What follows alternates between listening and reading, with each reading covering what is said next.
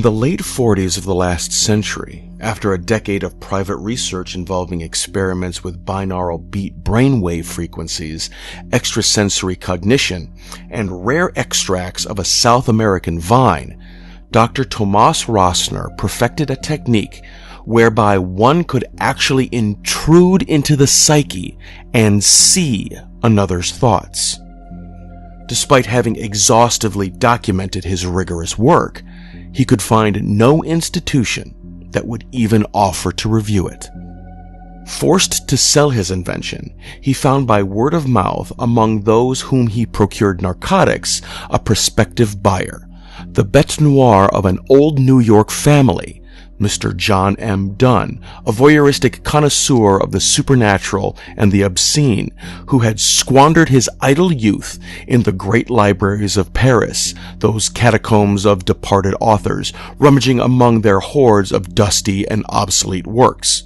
A literary ghoul who disturbed with profane fingers the charnel houses of decayed philosophies. He readily agreed to the doctor's asking price without haggling, delighted at the prospect of exploring such a bizarre novelty.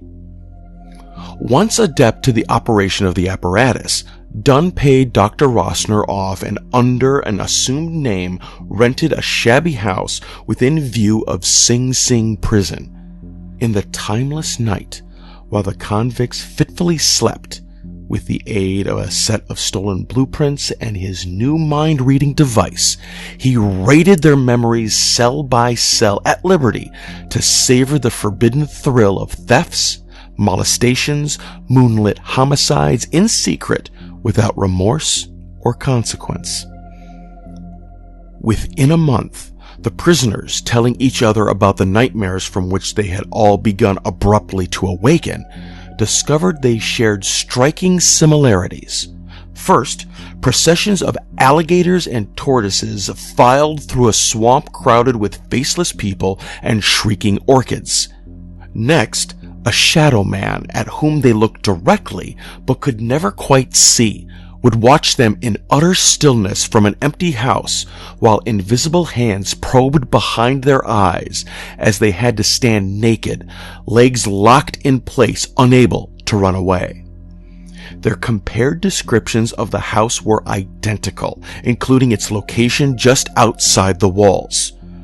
By mutual agreement, it was planned that the first of them to receive parole or to be released would search this house out to find if it really existed and investigate the source of their troubling dreams.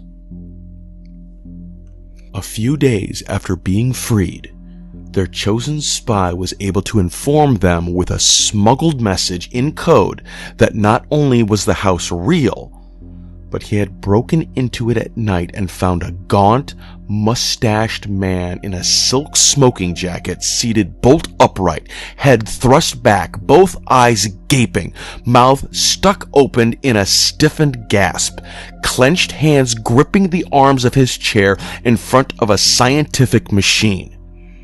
A handwritten journal on the desk told the whole story of his adventures prying unconstrained through their psyches, plundering the haunted memories of criminal after criminal, seeking ever more shameful and audacious experiences, until finally he wrote, on July 7th, of his overwhelming desire to witness telepathically the next execution in the prison's notorious electric chair.